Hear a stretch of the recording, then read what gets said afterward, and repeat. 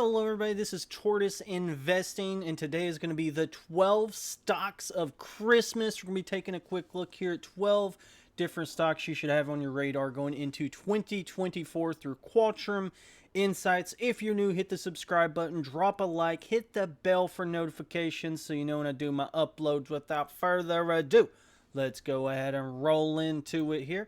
We got Vici Properties, just free cash flow yield of 6.52%, dividend yield 5.33%, revenue and free cash flow going in the right direction, and the dividend's been increasing at a rate of 7% very consistently, and for something that's got a yield as high as Vici, love to see that. Vici also has a great history of their tenants, 100% across the board.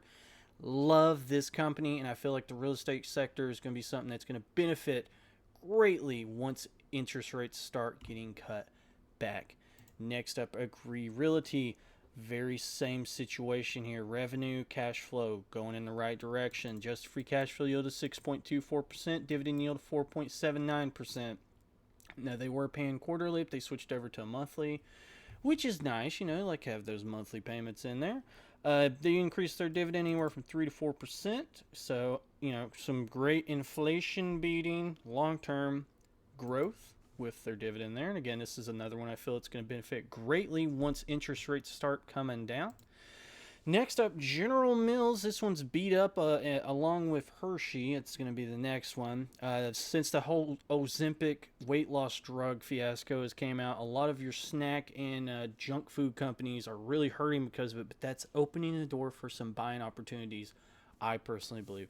None of this financial advice. Always do your own research before investing in anything, but maybe something you want to have on your radar here. Just free cash flow yield of 5%, dividend yield of 3.54%, payout ratio just under 54%. Take a look at the revenue. Revenue's increasing at a rate of 5% over the last 5 years. Very nice. Free cash flow, kind of stagnant, but not negative. We don't want to see negative free cash flow. That's scary. EPS been growing at a rate of 4.44% over the last 10 years, slow and steady. Debt, they have $9.61 billion in debt. Their EBITDA is $3.2 billion. My rule of thumb is I don't like companies that have more than 3 times their EBITDA in debt. That shows me that there might be something going on. They're not able to keep their finances in order. But this right here, not bad. I am perfectly fine with this. The dividend's been increasing at a rate of 4.5% over the last 10 years. Again, another long-term inflation beating growth. Love to see it. Pay the shares outstanding, been decreasing at a rate of just over 1% over the last 10 years. So they are buying back shares. You want your company buying back shares because that means you get a bigger and bigger piece of the pie. And when it comes to the return on capital employed, usually market average is around 9 to 10%. This has been hovering around 11% plus forever and a day, it looks like. So very nice. Like to see it. Next up, Hershey. Hershey's a big position in my personal portfolio. Second biggest one actually behind SCHD. Again, very similar chart here. If you look at the price fluctuation, the big dip, that Ozempic scare. But I still Hershey's got a moat and a half. I am not worried with this company whatsoever and will continue buying. Just free cash flow yield 4.3%, dividend yield 2.66%, payout ratio 46%. Take a look at the revenue. Revenue 4.6% growth over the last 10 years, 6.75 in the last 5. So they are increasing their rate of growth. Free cash flow 8.27% over the last 10 years. Over the last 5 years, 12.76. So again, accelerating. Love to see that. EPS over 10% growth over the last 10 years. Grown EPS, grown company. And when it comes to their debt, see here, look at the quarterly, setting at $3.7 billion currently, and their EBITDA as of last year was $2.06 billion. So I feel like they're going to beat that this year.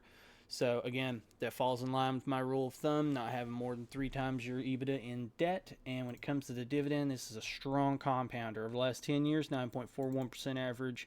And here lately, over the last 2 years, 15%. Strong compounding right there. Getting those dividends in, reinvest them, and grow that snowball.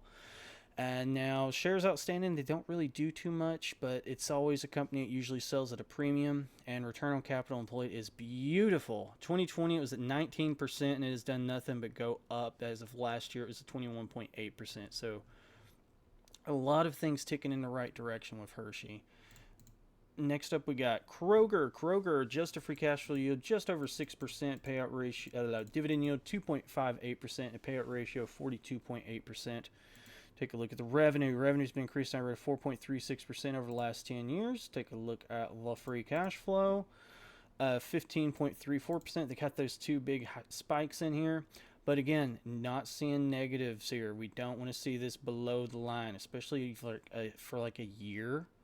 To have negative free cash flow, not a good sign. But this one, no worries. EPS growing at a rate of 7.22% over the last 10 years. Very nice. And debt, $11.91 billion. Their EBITDA is $7.74 billion. So, strong financial sheet. And with this company, a long history of double-digit dividend growth, 13.4% over the last 10 years. Absolutely great. Great compounders, something that you can just let it drip away and not worry about it.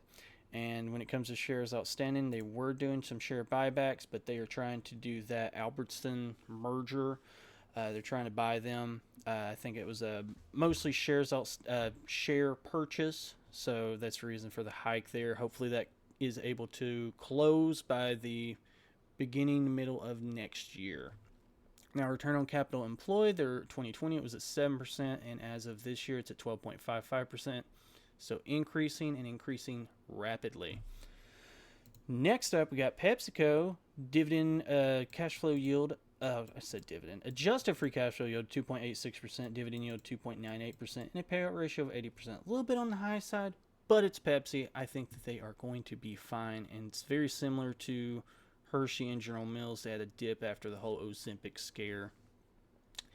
Revenue's been increased at a rate of 6% over the last 5 years. Free cash flow with this company has kind of been not going up, but not going down. It's kind of been stagnant for a while, but again, not negative. EPS grown at a rate of 13.69% over the last 5 years, so that's very good. And their debt's $35 billion as of last year, and their EBITDA was $14.77 billion.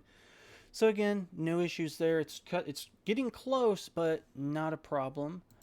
Dividend's been increased at a rate of 8.35% over the last 10 years, and their last dividend hike was actually 10%. So very, very nice. And shares outstanding, a little bit over 1% in the last 10 years. And return on capital employed, 2020 was 14%, 2021 16.8%, and 2022 17.6%. So this company, it's got a very, very long history of keeping that return on capital around 17 to 18%. Love to see it. Next up, Starbucks, another caffeine-loving drink. Everyone loves their coffees. Adjusted free cash flow yield 3.1%, dividend yield of 2.41%, and a payout ratio of 60%. Now, revenue's been increasing at a rate of 9.22% over the last 10 years. They've been doing some international expansion, and it is working for them. Especially if they can get into China and make things work there. Woo! You're gonna see some increases. Over the last 10 years, free cash flow, 7.66% growth. And that EPS been growing at a rate of what in the world? That can't be right. Let me take a look here at the 5-year chart.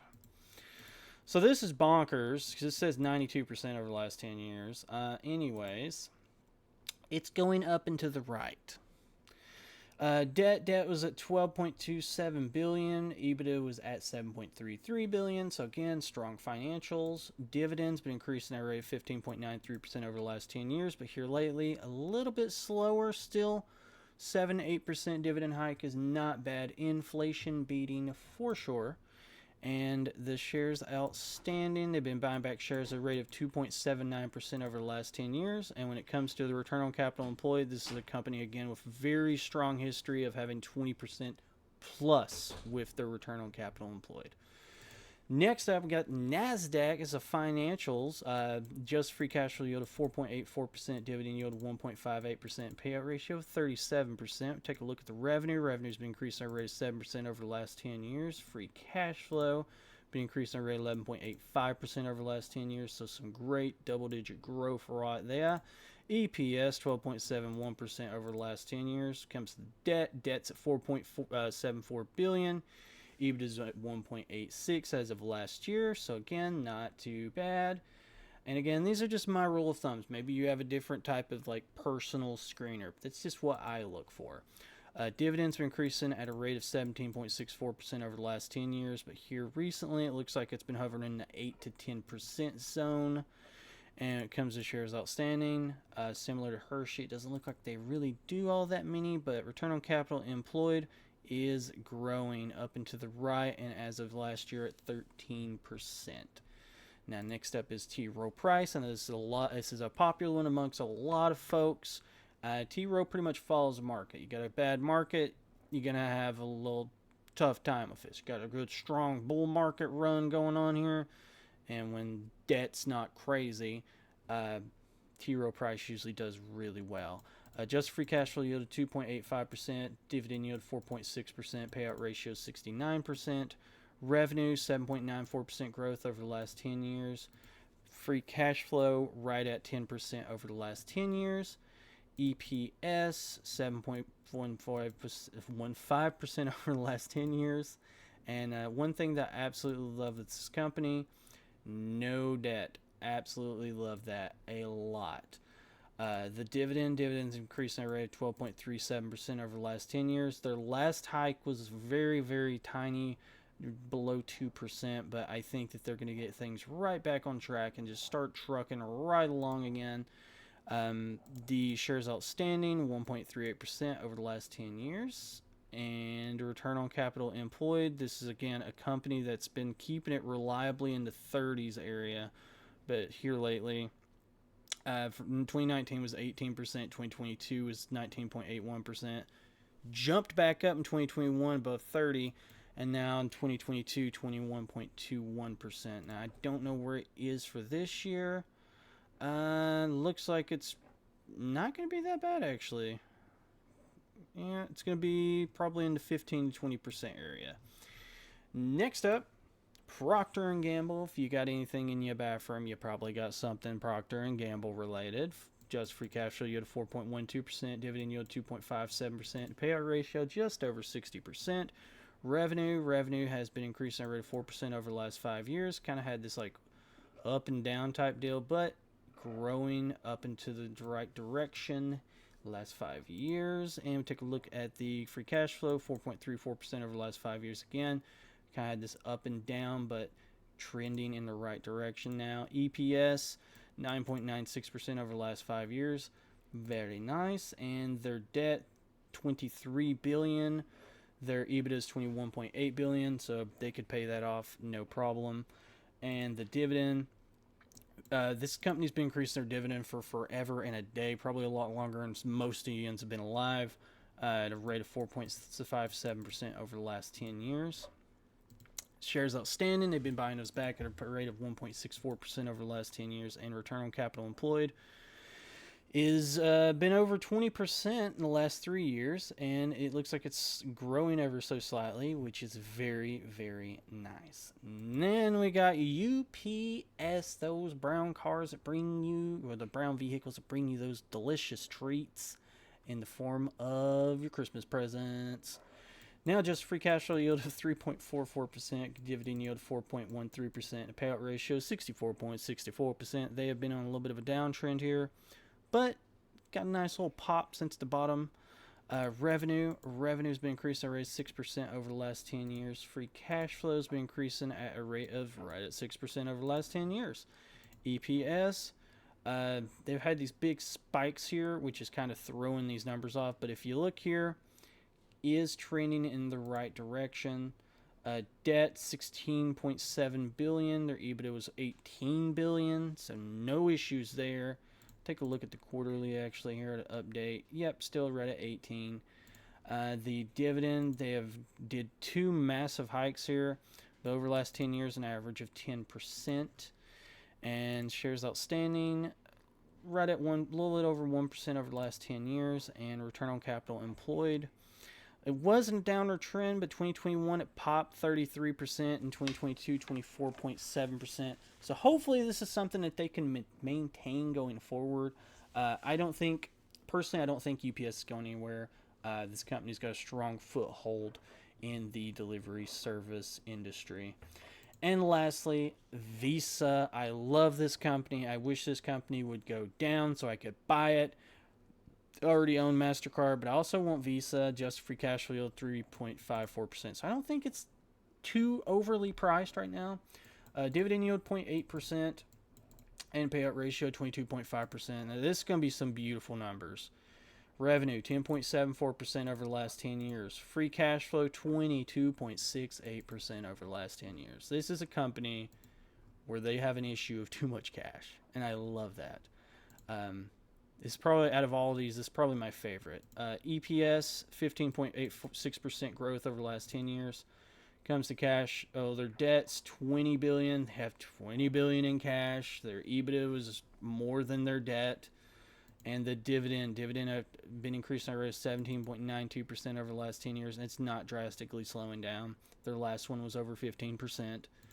Very nice. Shares outstanding over 2.27% in the last 10 years. This is a company that they use all their extra capital, dividend hikes, buying back shares. And that will lead them to having this amazing return on capital employed of above 20%, and then as of this year, over 31%.